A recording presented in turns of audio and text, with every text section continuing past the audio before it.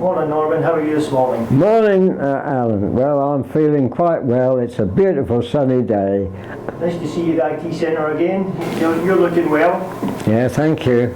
So tell us about your devices, how you use computers or tablets or phones in this day and age. You mean how much I use them, really? Yes, Yeah. how you use them and what devices do you use, Norman?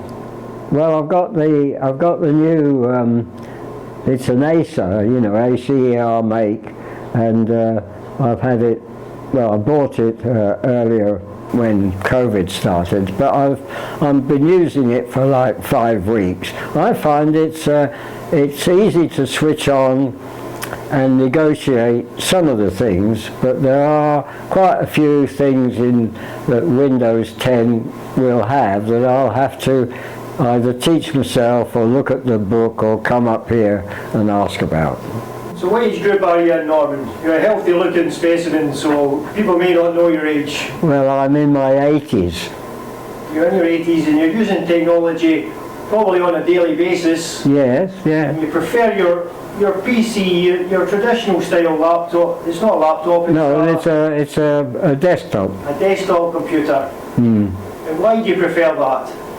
Well, now because it's got a nice screen that I can see more easily than the old XP, and of course it works a lot faster than XP does, and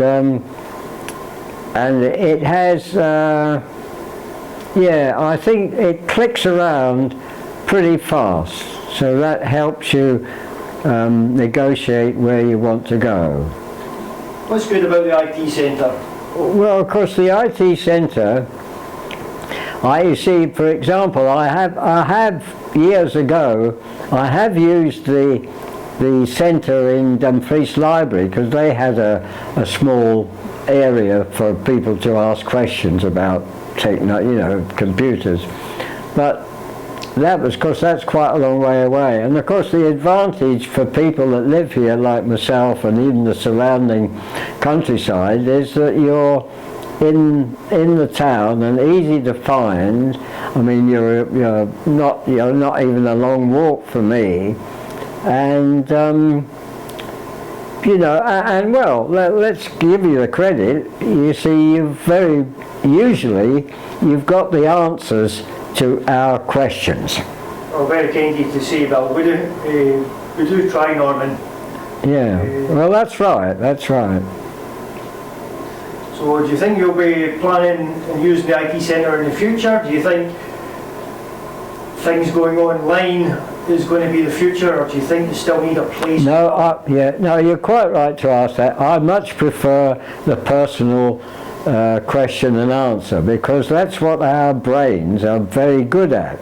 With the online stuff, I can't really say, because I've not really used it. I can only think, for example, that a friend in Glasgow, poor woman, who teaches singing and will no longer be able to have people around her for that, these people have been able to do something similar with Zoom or some other program, in which case, as you know, you choose a time and both your computers link together, and maybe you've got to have a camera on the top, and those things seem to help people. But to me, as regards learning singing, it would be a very poor substitute for person to person.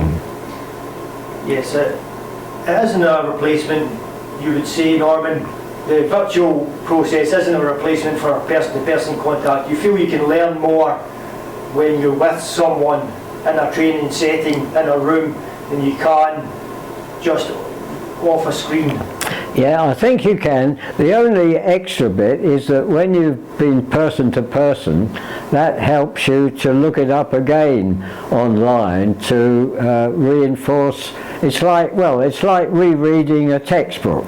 You get through to chapter 5 and you're not quite sure about what you learned in chapter 4, so you can go back to it. And that's what I think what you can do probably online.